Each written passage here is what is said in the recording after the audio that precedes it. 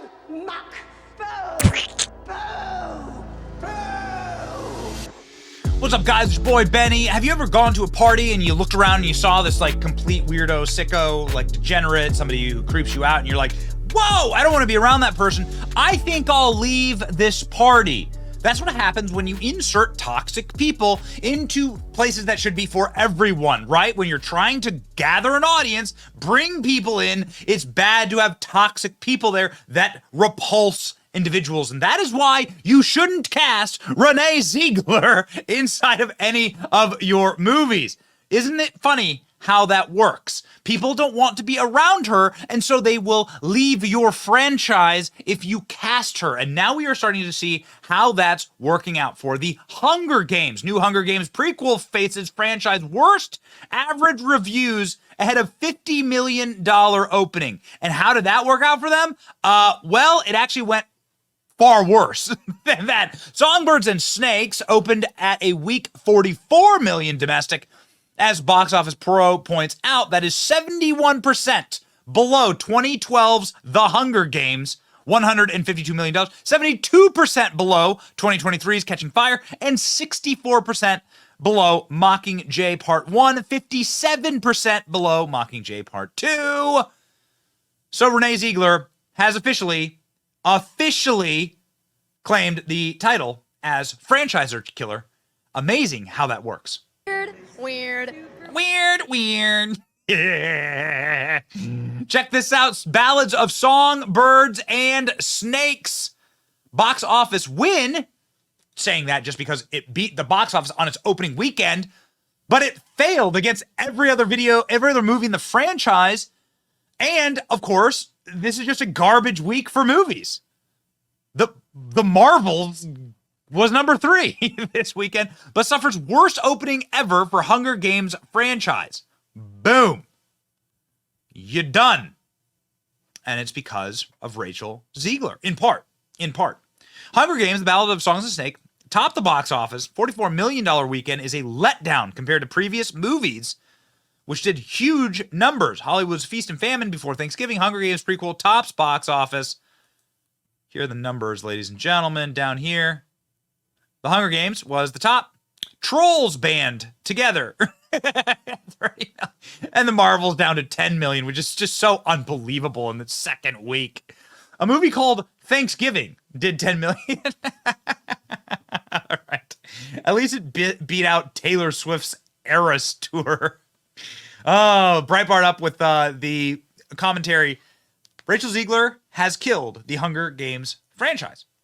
The hideous Rachel Zegler might have single-handedly killed the future of the Hunger Games franchise. A little too early to declare Zegler box office poison. Things could turn around for the Hunger Games Ballad of Songbirds and Snakes over the upcoming 5-day Thanksgiving weekend. Doubtful.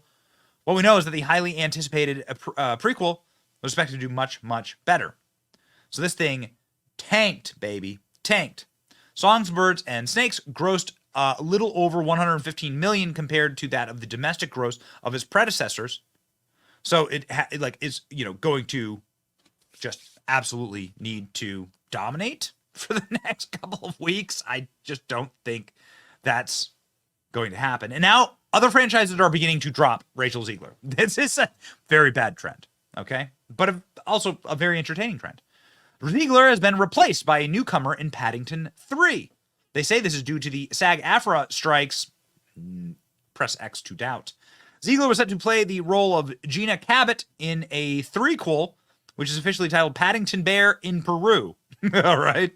However, newcomer Carla Toos will now take over the role. First reported by The Hollywood Reporter. The film had previously continued filming without Zegler. She has been recast. All right. Good. But, you got to explain to me exactly why she was cast in the first place, because Disney is starting to realize this was the greatest mistake they've ever made. And that's saying a lot, but in modern times, Disney casting this toxic person to play their most iconic character, the movie that won them their first Oscars and made history, now Disney is up here with images like this, wholesome and quaint and beautiful. Look, we got rid of the diverse, hipster, smelly, socialist, bisexual elves. We replaced him with CGI. No little person gets a job in Hollywood other than Peter Dinklage. Remember that. That's very important. Peter Dinklage, the only person you can ever hire in Hollywood that is little. Disney delays Snow White a year.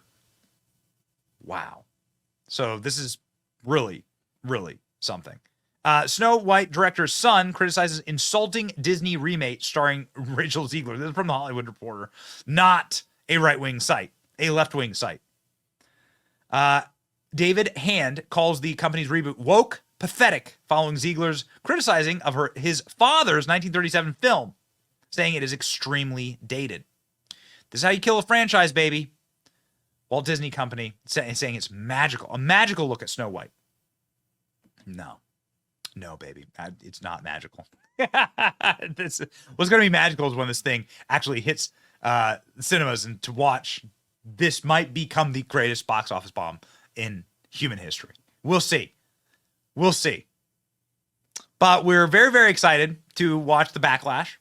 Again, people are already dropping Rachel Zegler from their franchises. She's caused the Hunger Games to bomb. And this is what she's saying about Snow White. This is some of our favorite cringeworthy compilation moments. Zegler on how much she hates Snow White as a character. I was scared of the original cartoon. I think I watched it once and then I never picked it up again. Like, I'm being so serious. I watched it once and then I went on the ride in Disney World, which was called Snow White's Scary Adventures. Doesn't sound like something a little kid would like. Was terrified of it.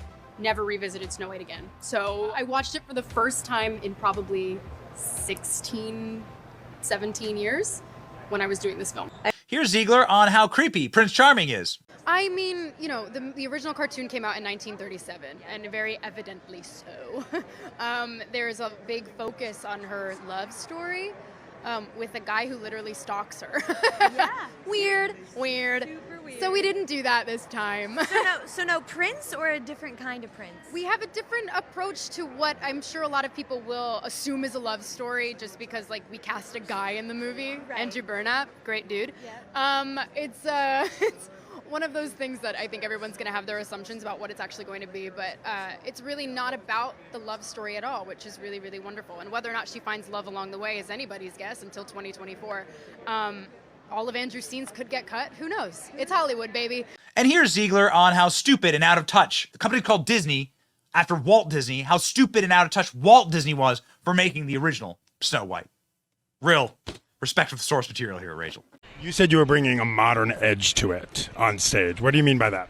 I just mean that it's no longer 1937, and we absolutely wrote a Snow White that is not going to be saved by the prince. She's not going to be saved by the prince, and she's not going to be dreaming about true love. She's dreaming about becoming the leader she knows she can be, and the leader that her late father told her that she could be if she was fearless, fair, brave, and true.